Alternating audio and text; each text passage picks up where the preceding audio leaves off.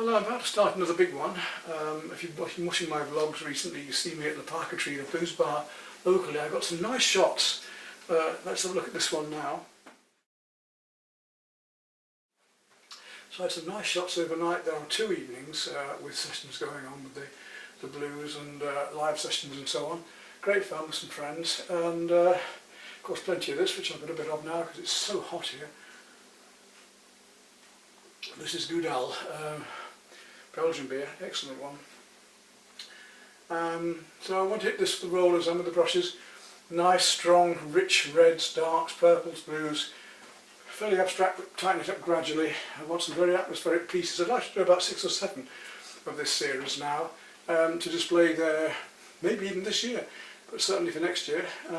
Be great fun to have them over there, and a great opportunity to make some atmospheric paintings. That's the problem, it's been just so hot up here in this mezzanine.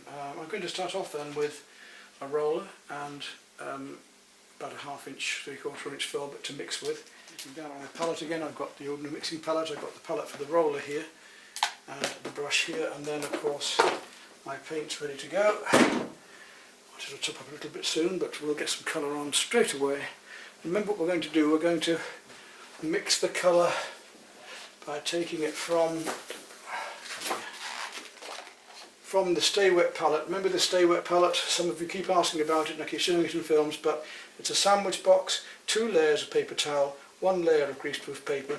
Wet it, put the paints in, it will stay wet to at least 6 months with the top on. I've come back from England, back to France, to England, and found them still wet just fine. Obviously it starts to dry out when the lid's off, but a great way to keep your paints wet. So Stay Wet palette, very cheaply made. And we take the paints from here, it's more rich than that, and when you do it, take the roller through your brush so you don't waste any of that paint in the brush. Mix it up like that, and then back to your painting, and on you go, and you can just lather this on in different layers, gradually building up. I'm going to leave little spaces in between where the darks are going to go and where the light colours change, just so that I can get different textures and know where the drawing still is, because it's very easy to lose your drawing doing this. Although I can just see it through, which is handy.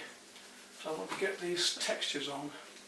And I'm going to turn the sound off and just have music for a bit in the background. I like to paint to music, but I can't put it onto here because it's copyright then. But just to give you an idea, you can now watch this painting as it evolves through.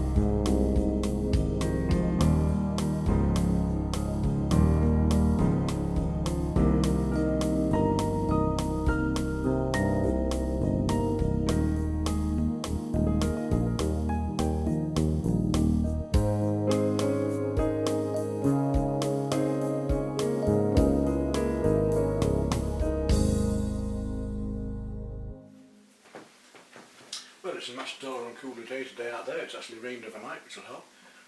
And it's of course cooler up here in the studio. So I'm going to continue now with the brush.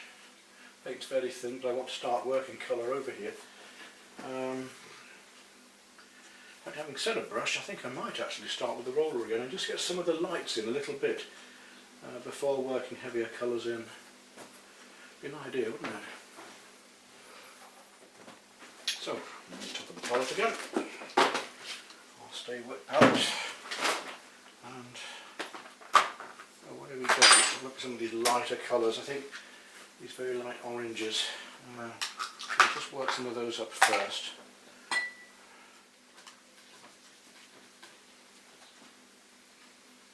See the glow we're starting to find.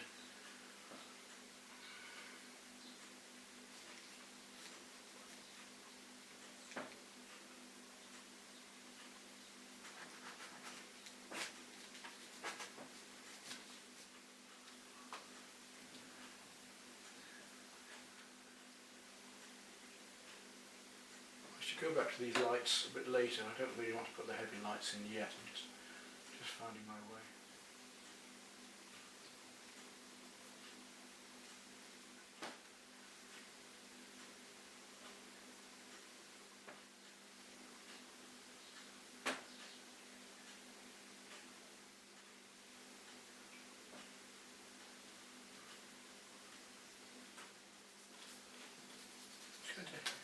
Impression we're going to hint at these things, remember, we're not, certainly not painting figuratively in any way or form, we're just hinting at shapes and colours. And the main thing is it should be fun. If it's not fun, there's something going wrong. It shouldn't just be a stroll.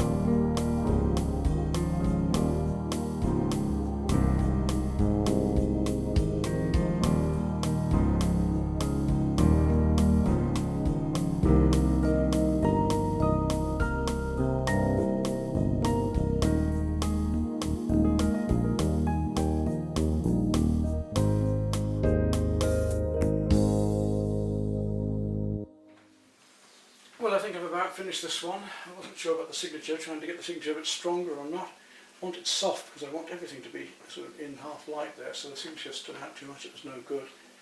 I think I've got that about right now. Just odd little bits of colour I think I just need to bring out here and there to brighten things up, just to catch the light here and there.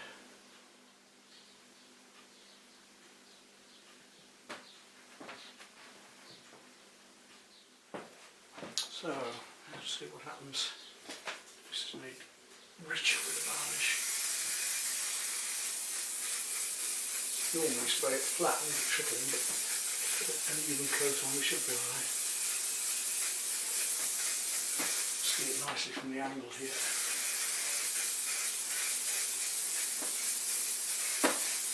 And you see how it brings the darks out beautifully, makes it very, very rich.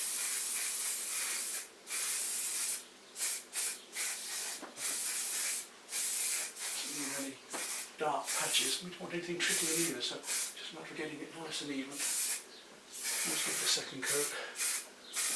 We need.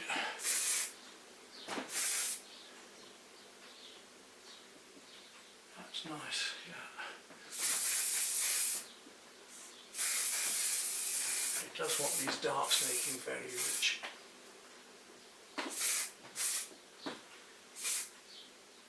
That's better. Well, that's the first in this series then.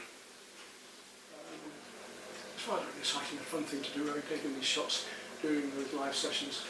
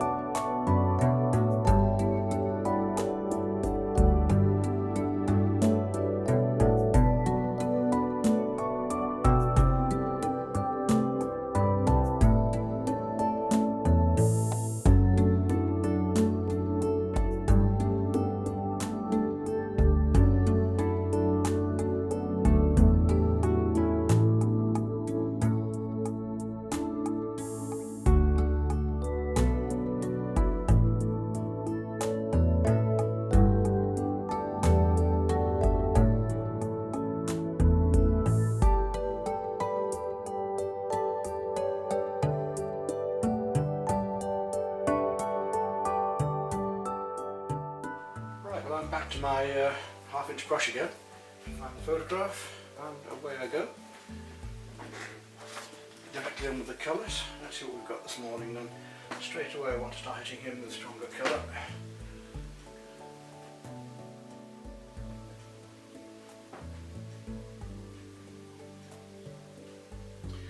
So when you're painting something like a hand, when you're drawing it, as you've seen from my drawing originally, you notice I didn't just draw all the fingers and everything first like bananas.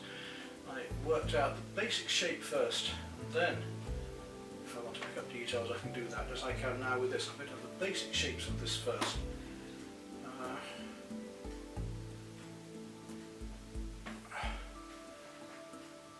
And then gradually pick up on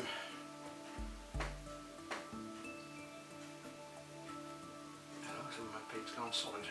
All this time it's been sat there doing nothing. Right, good to go put music on now.